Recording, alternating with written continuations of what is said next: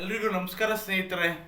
ಎಲ್ಲೋ ಒಂದು ಕಡೆ ಚಿತ್ರಗಳನ್ನ ಪ್ರಮೋಷನ್ ಮಾಡೋದು, ಎಲ್ಲೋ ಒಂದು ಕಡೆ ನೀವು ಸದಭಿರುಚಿ ಚಿತ್ರಗಳಾಗಲಿ, ಸಾಮಾಜಿಕ ಚಿತ್ರಗಳಾಗಲಿ, ಪೌರಾಣಿಕ ಚಿತ್ರಗಳಾಗಲಿ, ಅವದೇ ಆದಂಥ ಘನತೆಗಳಿದೆ. ಇಂದಿನ ದಿನಗಳಲ್ಲಿ ರಾಜ್ಕುಮಾರ್ ಅಣ್ಣ, ಶಂಕರ್ ನಾಗ್ ಅವರು, ಮತ್ತು ಹಾಗೆಯೇ ದೊಡ್ಡ ದೊಡ್ಡ ವಿಷ್ಣುವರ್ಧನ್ ಅವರು, ಮೇರು ನಟರು, ಅಂಬರೀಷ್ ಅವ್ರು ಮಾಡ್ತಿರುವಂಥ ಪಾತ್ರಗಳು ಅಷ್ಟು ಸೂಕ್ಷ್ಮವಾಗಿರ್ತಿತ್ತು, ಕಥೆಗಳು ಅಷ್ಟು ಗಟ್ಟಿತನ ಇರ್ತಿತ್ತು. ಆದರೆ ಇವತ್ತಿನ ದಿನಗಳಲ್ಲಿ ಇವತ್ತೇನು ನಿನ್ನೆ ನಡೆದಂಥ ಇನ್ಸಿಡೆಂಟ್ ಅಂದರೆ ಸೂರ್ಯಣ್ಣ ಒಂದು ಪ್ರಮೋಷನ್ಗೋಸ್ಕರ ಏನು ಕಲ್ಲಂಗಡಿ ಮಾಡೋದಲ್ಲಿ ಅದು ಥಿಯೇಟ್ರ್ ಒಳಗಡೆ ಹೋಗಿ ಕುತ್ಕೊಬಿಟ್ಟಿದ್ದಾರೆ. ಕಲ್ಲಂಗಡಿ ತಗೊಂಡು 300 ಜನ ಅಂತ ಹೇಳ್ಕೊಂಡು ಕಲ್ಲಂಗಡಿ ದುಡ್ಡಿಸ್ಕೊಳ್ಳೋದು, ಹೀರೋ ಬಂದು ಮಾತಾಡೋದು, ಹೀರೋಯಿನ್ನು ಇದನ್ನ ಪ್ರಮೋಷನ್ ಮಾಡೋದು ಸಾಮಾಜಿಕ ಜಾಲತಾಣದಲ್ಲಿ.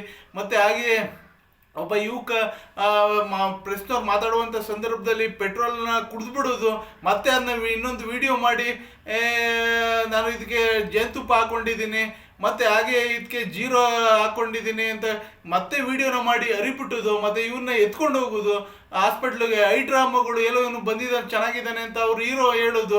ಎಲ್ಲೋ ಒಂದು ಕಡೆ ಈ ಥರ ಡ್ರಾಮಾ ಮಾಡುವಂಥದ್ದು, ಎಲ್ಲೋ ಒಂದು ಕಡೆ ಕನ್ನಡ ಚಿತ್ರರಂಗದ ಪರಿಸ್ಥಿತಿ ಇವತ್ತಿನ ಯುವಕರುಗಳು, ನಟರುಗಳು ಯಾವ ರೀತಿ ತೆಗೆದುಕೊಂಡು ಹೋಗಿದ್ದಾರೆ ಅಂದರೆ ಬೀದಿಲಿ ಹರಾಜು ಹಾಕ್ತಿದ್ದಾರೆ. ಇವತ್ತು ಥಿಯೇಟ್ರುಗಳಿಗೆ ತಾವೇ ದುಡ್ಡುಗಳು ಕೊಟ್ಟು ಫ್ರೀ ಟಿಕೆಟ್ಗಳನ್ನ ಕೊಟ್ಟು ಥಿಯೇಟ್ರುಗಳನ್ನ ತುಂಬಿಸ್ತಿದ್ದಾರೆ. ಅಂಥ ಪರಿಸ್ಥಿತಿ ಆಗ್ತಿದೆ.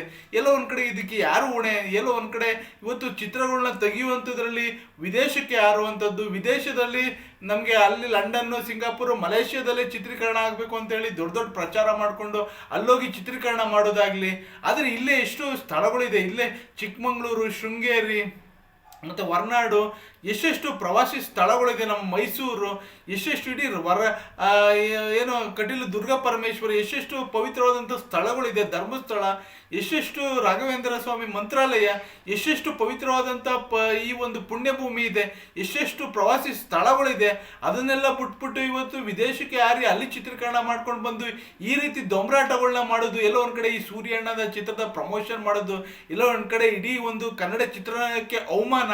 ಎಲ್ಲೋ ಒಂದು ಕಡೆ ಈ ಕೂಡಲೇ ಒಂದು ನಮ್ಮ ಅಧ್ಯಕ್ಷರುಗಳ, ಕನ್ನಡ ವಾಣಿಜ್ಯ ಮಂಡಳಿ ಅಧ್ಯಕ್ಷರುಗಳು ಇದಕ್ಕೆ ಸೂಕ್ತವಾದಂಥ ಕ್ರಮಗಳನ್ನ ಕೈಗೊಳ್ಳಬೇಕು. ಈ ರೀತಿ ಕನ್ನಡ ಚಿತ್ರಗಳ ಪ್ರಚಾರ ಬೇಡ. ಈ ರೀತಿ ಮಾನ ಮರ್ಯಾದೆನ ಬೀದಿಲಿ ಹರಾಜು ಹಾಕೊಂಡು ಇವತ್ತು ನಾಡಿನ 700 ಕೋಟಿ ಜನತೆಗಳು ಇವತ್ತು ಅವಮಾನ ಆಗುವಂಥ ಪರಿಸ್ಥಿತಿ ಇವತ್ತು ಕನ್ನಡ ಚಿತ್ರರಂಗ ತರುವುದು ಬೇಡ. ಎಲ್ಲೋ ಒಂದು ಕಡೆ ಈ ಕೂಡಲೇ ಸೂರ್ಯಣ್ಣ ಚಿತ್ರತಂಡಕ್ಕೆ ಕರೆದು ಬುದ್ಧಿ ಹೇಳಬೇಕು ಅಂತೇಳಿ ನಾನು ವಾಣಿಜ್ಯ ಮಂಡಳಿಗೆ, ಅಧ್ಯಕ್ಷರುಗಳಿಗೆ, ಜಯಮಾಲಾ ಮೇಡಮ್ಗೆ ಮನವಿ ಮಾಡ್ತೀನಿ. ಮತ್ತು ಹಾಗೆ ಎಲ್ಲೋ ಒಂದು ಕಡೆ ಈ ಕನ್ನಡ ಚಿತ್ರರಂಗದ ಪರಿಸ್ಥಿತಿ ಇಂದಿನ ದಿನಗಳಲ್ಲಿ ನಟರುಗಳು ಯಾರು ಅವ್ರ ಚಿತ್ರಗಳು ಮಾಡ್ತಿರುವಂಥದ್ದು, ಯಾರೂ ಈ ರೀತಿ ಥಿಯೇಟ್ರುಗಳಿಗೆ ಪ್ರಮೋಷನ್ಗಳಿಗೋಸ್ಕರ ಈ ಥರ ಮಾಡಿಕೊಂಡು ಥಿಯೇಟ್ರುಗಳಿಗೆ ಜನಗಳನ್ನ ಕರೆಸ್ತಿರ್ಲಿಲ್ಲ.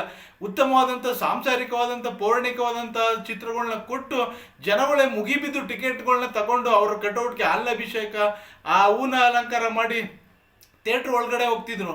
ಆದರೆ ಇವತ್ತಿನ ಪರಿಸ್ಥಿತಿ ಏನಾಗ್ತಿದೆ? ಎಲ್ಲೋ ಒಂದು ಕಡೆ ನಮ್ಮ ಒಂದು ಕನ್ನಡ ಚಿತ್ರರಂಗದ ಪರಿಸ್ಥಿತಿ ಯಾವ ದಿಕ್ಕಿಗೆ ಸಾಗ್ತಿದೆ? ಎಲ್ಲೋ ಒಂದು ಕಡೆ ಇವತ್ತಿನ ನಟರುಗಳು ಯಾವ ರೀತಿ ಹೋಗ್ತಿದ್ದಾರೆ? ಇಂದಿನ ಚಲನಚಿತ್ರ ನಟರುಗಳು ಇದ್ದಂಥ ಸಂದರ್ಭದಲ್ಲಿ ವಿಷ್ಣುವರ್ಧನ್ ಚಿತ್ರಗಳು ಯಾವ ರೀತಿ ಒಂದು ಕುಟುಂಬ ಸಮೇತ ಸೂರ್ಯವಂಶ ಆಗಲಿ, ಅವರ ಒಂದು ಸಿಂಹಾದ್ರಿ ಸಿಂಹ ಆಗಲಿ, ಎಷ್ಟು ಅವರ ಒಂದು ಇಂದಿನ ಚಿತ್ರಗಳು, ನಾಗರಾವು ಆಗಲಿ, ಎಷ್ಟು ಚಿತ್ರಗಳು ಒಂದು ಸಾಂಸಾರಿಕ ಕುಟುಂಬ ಚಿತ್ರವನ್ನು ನೋಡುವಂಥ ಶಕ್ತಿ ಇತ್ತು. ಇವತ್ತು ಒಂದು ಜಮೀನ್ದಾರು ಚಿತ್ರಗಳಾಗಲಿ, ಮತ್ತು ಒಂದು ಹಳ್ಳಿಗಳ ಸೊಗಡಿನಲ್ಲಿ ಎತ್ತಿ ಇಡುವಂಥದ್ದಾಗಿದ್ದು, ಮತ್ತು ರಾಜ್ಕುಮಾರ್ ಅವರ ಬಂಗಾರದ ಮನುಷ್ಯ ಆಗಲಿ, ಎಷ್ಟೋ ಯುವಕರುಗಳು ಪಟ್ಟಣದಿಂದ ಹಳ್ಳಿಗಳಿಗೆ ಬಂದು ವ್ಯವಸಾಯನ ಮಾಡಿದಂಥ ಚಿತ್ರ ಅದು ಬಂಗಾರದ ಮನುಷ್ಯ, ಬಂಗಾರದ ಪಂಜರ.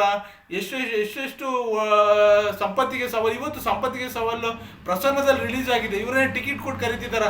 ಸುಮಾರು ಒಂದು 45-50 ವರ್ಷ ಆಗಿ ರಿಲೀಸ್ ಆಗಿದೆ, ಬಂದು ಓಡ್ತಿದೆ ಆ ಫಿಲಮ್. ಇವತ್ತು ಜನ ತುಂಬಿದಂಥ ಪ್ರಮೋದ್ ಚಿತ್ರಮಂದಿರದ ಪ್ರಸನ್ನ ಚಿತ್ರಮಂದಿರದಲ್ಲಿ ಪ್ರಸನ್ನ ಪ್ರಮೋದ್ ಚಿತ್ರಮಂದಿರ ಐತಿ, ಇವತ್ತು ಪ್ರಸನ್ನ ಇದೆ. ಆ ಚಿತ್ರಮಂದಿರ ರಿಲೀಸ್ ಆಗಿ ತುಂಬ ಜನಭರಿತವಾಗಿ ಓಡ್ತಿದೆ.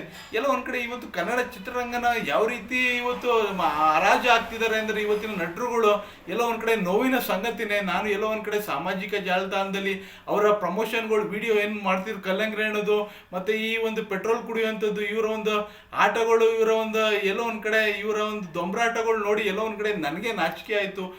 ನಾವೆಲ್ಲ ಪ್ರತಿನಿತ್ಯನೂ ಸಾಮಾಜಿಕ ಸಾಮಾಜಿಕವಾಗಿ ಎಲ್ಲೋ ಒಂದ್ ಕಡೆ ಸಾಂಸ್ಕೃತಿಕವಾಗಿ ಜನರನ್ನ ತಿಳುವಳಿಸ್ಬೇಕು, ರಾಜಕೀಯವಾಗಿ ಬಡ್ದು ಅವ್ರಿಗೆ ಒಂದು ಪ್ರಜ್ಞಾವಂತಿಕೆ ಬೆಳೆಸ್ಬೇಕು ಅಂತ ಎಲ್ಲೋ ಪ್ರಜ್ಞಾವಂತಿಕೆಯಾಗಿ ಸಾಮಾಜಿಕ ಜಾಲತಾಣದಲ್ಲಿ ಎಲ್ಲೋ ಒಂದ್ ಕಡೆ ನಮ್ಮದೇ ಆದಂತ ಒಂದು ಹೋರಾಟಗಳನ್ನ ನಾವು ಮಾಡ್ತಿದ್ದಾರೆ.